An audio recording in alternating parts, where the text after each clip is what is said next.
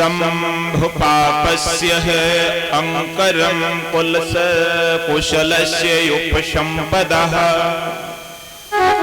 सचित परियोदपनम इतः बुद्धानुशासनः। भगवान बुद्ध क्या कह रहे हैं अपने इस श्लोक में? भगवान बुद्ध ने अपने इस श्लोक में साफ कह दिया है, जो मन वाणी से पवित्र है वही सच्चा भक्त है। जो कथा पांडाल अथवा सत्संग कीर्तन प्रवचन में शांति सभ्यता का परिचय देता है वही सबसे अच्छा मेरा प्रिय भक्त है। अनुशासन यानी जो अनुशासन से रहता है अपने घर पर भी कथाओं में भी वही सबसे ज्यादा हमें प्रिय है। ये बात भगवान बुद्ध ने कही है। भागवत के प्रेमी सज्जनों, इसलिए हमने आपको पहले ही दिन कह दिया था कथा में बैठ करके मौन होने से बड़ा कोई पुण्य नहीं और उपद्र मचाने से बड़ा कोई पाप नहीं। इसलिए शांति और सभ्यता का परिचय देते हुए ही भगवान की कथा को ग्रहण करें। कथा ग्रहण करने के योग्य है, जीवन में उतारने के योग्य है। कथा एक आयुर्वेदिक दवा है, कथाओं से ज्ञान मिलता है, कथाओं से घर गृहस्थी सुधरती है। ये बात तो हमने महाराज परीक्षित से उसी दिन कह दी थी जब ये हमारे पास गए थे। तभी मैंने कहा था कि महाराज आपने तो कथा सुनी भी है, हमारी मानवर श्री चरण सिंह जी के यहाँ हम कह भी गए हैं, उसी प्रकार से कथा होगी। और कोई हमसे कहे कि नाच करवाओ, ढोला गवाओ, आला गवाओ, तमाशा कराओ, हम करते नहीं है। आपकी खूब इच्छा हो तो हमें से कराओ, नहीं तो कोई बात नहीं है। तमाम घूम रहे हैं नाचने वाले, उन्हें ले आओ।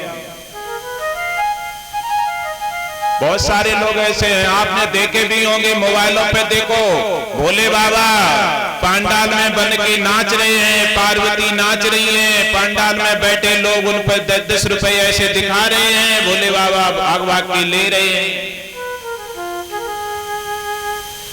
एक वीडियो में तो हमने देखा कि भोले बाबा के ऊपर पार्वती खड़ी है, कंधों पे पार्वती खड़ी है और पंडाल में बैठे हुए लोग सब हंस रहे हैं, मौज ले रहे हैं।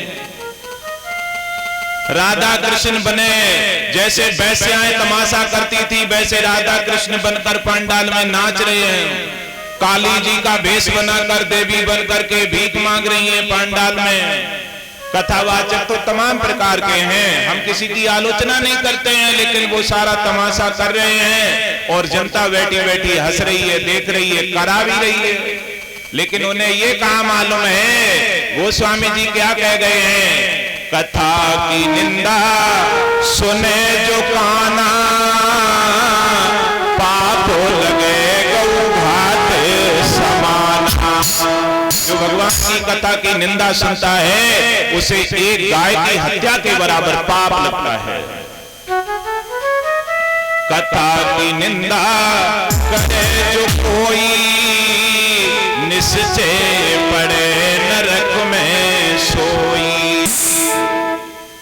इसलिए प्यारे भाई बहनों, ना ही ऐसी कथाएं सुननी चाहिए और ना ही ऐसी कथाएं करानी चाहिए।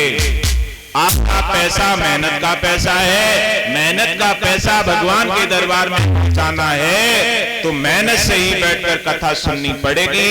मनोरंजन का खेल कथा नहीं है। आप मनोरंजन चाहो तो नहीं हो सकता। मनोरंजन की हानि से हमें नहीं नुकसान है क्या? हमको भी तो नुकसान है। हम नचाना गवाना कराते नहीं, इसलिए हमें कथाएं कम मिल रही हैं। बहुत कम कथाएं हमें मिल रही हैं, इसीलिए तो मिल रही हैं कि लोग कहते हैं उन्हें लाओगे नचाएंगे नहीं, अच्छा गाएंगे नहीं। YouTube पर हमारे वीडियो भी कम चल रहे हैं, इसीलिए तो चल रहे हैं क्योंकि हम बहुत कम नचाते हैं। YouTube वाले आजकल यही तो चाहते हैं कि पंडाल में नाच हो और फिर जब नाच होगा तब हम उस पर मोटी मोटी हेडिंग में लिखेंगे कि पतली कमल वाली को कमर तोड़ डांस, काली साड़ी वाली को कमर तोड़ डांस। माताएं बहनें नाच के अपने घर चली जाती हैं, वो वीडियो YouTube पर डाल कर गंदी गंदी बातें लिख कर कमेंट आते हैं, फिर चलाते हैं, उन्हें पैसा मिलता है। नाचने वाली को क्या मिला? कुछ नहीं मिलता।